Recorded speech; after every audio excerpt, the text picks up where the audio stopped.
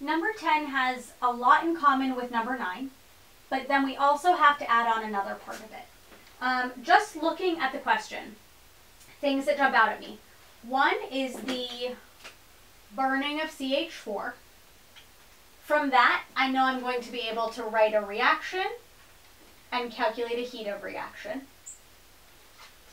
And like number 9, I might also end up doing a proportion. Other things that jump out at me, 1,500 grams of water from 10 to 105. That is like a 5-step. I don't know if it's actually 5 steps, but it's one of the ones where for each of those steps, heating, melting, heating some more, vaporizing, each of those steps I can find the amount of heat that it takes.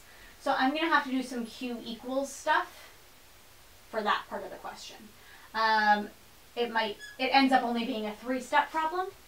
But those are 2 distinct parts of this question to me that at some point we're going to have to bring together. So it doesn't really matter where I start, although you'll see why eventually. The proportion is going to be the last thing we have to do. So starting anywhere else, it doesn't matter. I'll start with burning CH4. Burning means CH4 plus, we add O2. We make CO2 and water. And if you think about it, it'll be relevant later. The water that we make from burning something, is it a gas or a liquid? Most of the time it's a gas. You see steam coming out of things burning. So I'm going to make a note to myself that that's a gas. Balancing this, 1 carbon, 1 carbon. C's then H's, 2 hydrogens, but 4 hydrogens, so making that 4. And then oxygens, a total of 4 here. So 2 there gives it 4. That's my reaction. I can calculate my heat of reaction using the chart. Products minus reactants. Products, 1 CO2 plus 2 times the value of gaseous water. Make sure you're looking at gaseous water, not liquid water. Negative 241.8 is the value we want. Products minus reactants. CH4, negative 74.8. O2, you'll notice, isn't on the chart. It's a pure element, meaning an element just by itself, not attached to anything, no charges. It has a value of 0. You could multiply that 0 by 2, but it would still be 0. Products simplify to negative 877.1 minus my negative 74.8. Negative 802.3 kilojoules per mole. That tells me that 802.3 kilojoules are released by this reaction every time I use either 1, because of the coefficient, 1 mole of CH4, or 2 moles of O2, or every time I make a mole of CO2 and 2 moles of water. I can put it in terms of anything.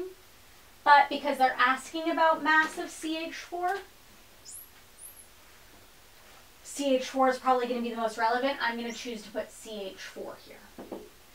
Using its coefficient, the heat of reaction always goes with the coefficient. There's 1. Then, if I can find some other number of kilojoules and some other number of moles of CH4, because both of these represent moles, I'll be able to find whatever answer they want. Right now, though, they want mass, so I'm going to be solving for moles. I don't know it, and I don't have any other amount of heat, so I'm going to have to come back to this proportion. Everything I did above here is something I could have done and should have done at some point. It doesn't have to be first. But if you get to the proportion, you have to pause. We have nothing to plug in there. So let's switch gears and go to this other part of the question that was talking about water. The part of the question that's talking about water is never talking about the water that came out of the burning. It's like the burning is happening, releasing some heat, and water is taking that heat in and going up in temperature. So separate water, I'm going to see how much heat the water must have taken in. Then it can go there. So water going from 10 to 105. Drawing my graph. From 10 degrees, it's liquid water, and it can heat up until it gets to 100 degrees. At 100 degrees, it has to stop heating up so it can boil and vaporize.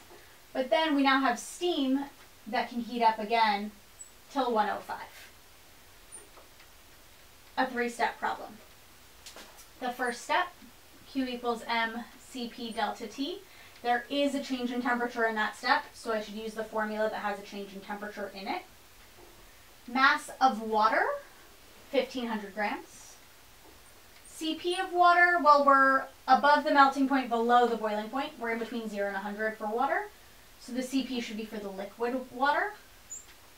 And the change in temp just for that first step. So from 10 up to 100, that's a change of 90.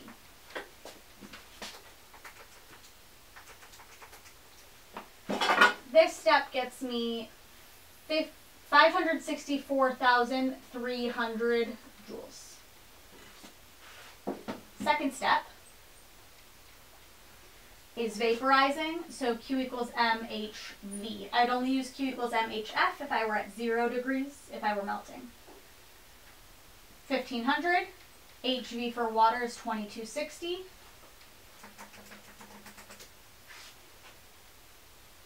$3,390,000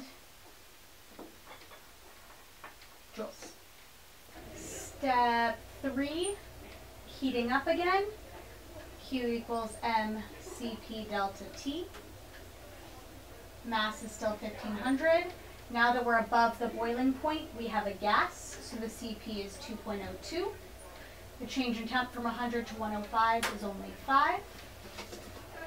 1,500 times 2.02 times 5. 15150 joules. So in total, adding these up,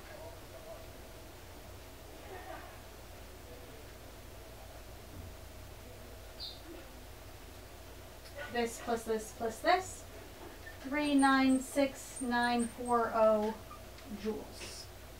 I'm sorry, 396,950 joules, which I'm going to convert into kilojoules because I need kilojoules for my proportion. Moving the decimal 3 times to the left.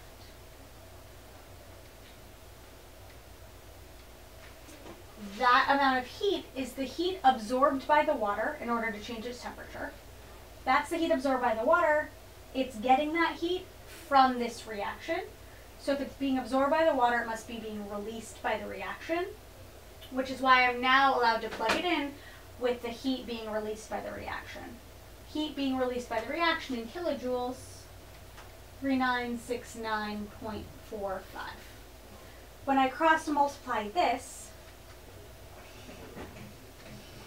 I end up dividing this number by 802.3, and I get 4.95 moles of CH4.